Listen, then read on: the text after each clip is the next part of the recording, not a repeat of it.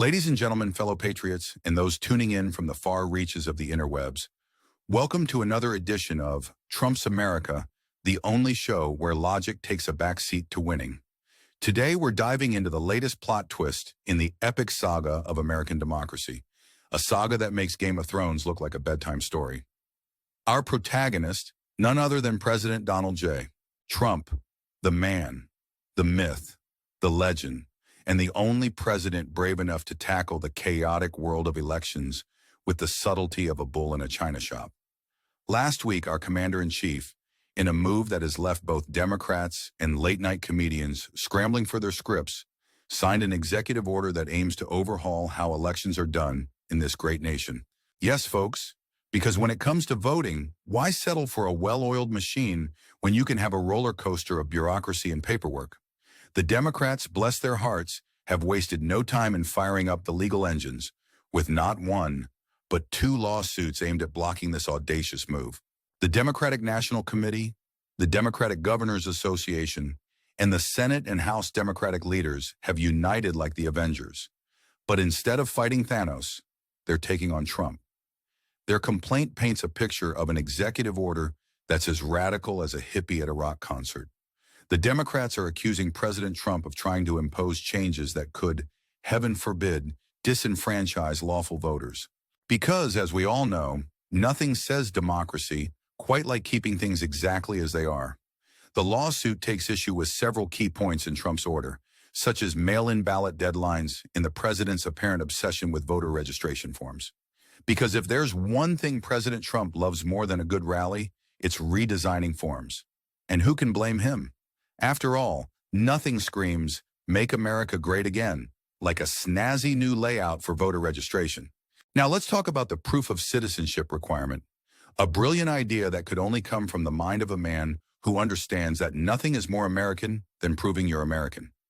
Critics warn that this requirement might violate the U.S. Constitution, but let's be honest, when has a little thing like the Constitution ever stopped anyone in Washington?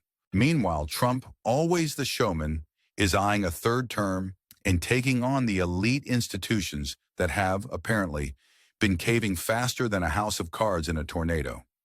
In a Truth Social post, he declared that this executive order is the most far-reaching action ever taken to secure elections. And who are we to argue with a man who knows a thing or two about securing things, like golf courses and beauty pageants? The executive order also claims power over the U.S. Election Assistance Commission, an independent agency that sets voluntary voting system guidelines. But let's face it, folks, the word independent is just a fancy way of saying needs a little guidance from the top. And who better to provide that guidance than President Trump? But wait, there's more. The Department of Government Efficiency, or DOGE, has been roped into this electoral jamboree. The Democrats' lawsuit claims that the order's data sharing requirements could violate privacy rights and lead to harassment, because as we all know, nothing is more terrifying than the thought of DOGE knocking at your door with a clipboard and a suspicious look. While Democrats are up in arms, some Republican states are applauding the order, seeing it as a way to combat voter fraud.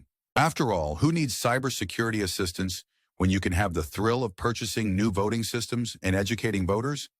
It's like a Black Friday sale, but with ballots instead of flat-screen TVs. Of course, the proof-of-citizenship requirement could cause some confusion.